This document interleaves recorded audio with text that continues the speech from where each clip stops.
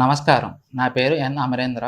నేను general medicine విభాగంలో consultant కింద ఆశ్రమ్ మెడికల్ హాస్పిటల్ ఏలూరులో పనిచేస్తున్నాను. ఇప్పుడు మనం మయోకార్డియల్ ఇన్ఫాక్షన్ గురించి తెలుసుకుందాం.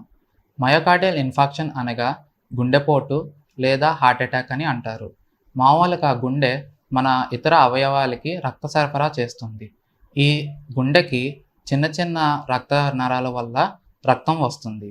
ఈ రక్తనాళాలు ఎప్పుడైతే బ్లాక్ అవుతాయో అప్పుడు మనకి గుండెపోటు వస్తుంది. ఈ నరాలు కొలెస్ట్రాల్ ఎక్కువైనా లేదా ఏమన్నా క్లాట్స్ వల్ల బ్లాక్ అవ్వచ్చు. మామూలుగా గుండెపోటు అనేది సాధారణంగా బీపీ కంట్రోల్ లేకపోయినా లేదా షుగర్ ఎక్కువ కంట్రోల్ లేకపోయినా లేదా ఇతర ఫ్యామిలీ రిలేటెడ్గా రావచ్చు. ఇంకా సిగరెట్టు, మందు ఇలాంటి చెడు అలవాట్లు ఉన్న వాళ్ళలో కూడా చూస్తాము. మనం తరచూ జంక్ ఫుడ్స్ లాంటివి ఏమన్నా తిన్నా అప్పుడు కూడా మనకి గుండెపోటు వస్తుంది. గుండెపోటు లక్షణాలు ఎలా ఉంటాయంటే గుండె నొప్పి వస్తుంది.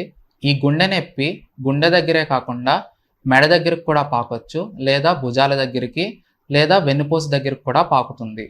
గుండె నొప్పితోనే కాకుండా గుండె దడ రావచ్చు, ఆయాసము, ఇంకా చెమట పట్టడము లేదా గుండె మీద భారంగా ఉండి బరువు పెట్టినట్టు ఉంటుంది.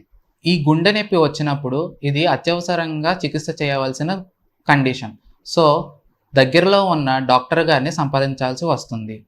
డాక్టర్ గారు గుండె నొప్పితో ఉన్నప్పుడు ఈసీజీ అనేది తీస్తారు. దాన్నే ఛాతీపట్టి అంటారు. ఛాతీపట్టి ప్రకారం గుండెలో ఉన్న మార్పులు తెలుసుకుని దాని తగ్గట్టు వైద్యం చేస్తారు.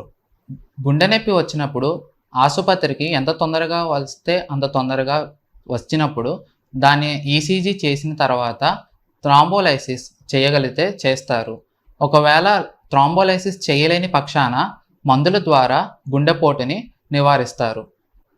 గుండెపోటు అనేది మనం ఇంట్లో ఎప్పుడన్నా వచ్చినప్పుడు మామూలుగా మనకు సార్బిటాల్ అనే ట్యాబ్లెట్ నాలుక కింద పెట్టుకున్నచో ఆ రక్తనాళాలు కొంచెం డైలేట్ అయ్యి రక్త సరఫరా జరుగుతుంది. సార్బిటాల్ అనే ట్యాబ్లెట్ పెట్టుకున్న తర్వాత హాస్పిటల్కి తొందరగా రావాలి.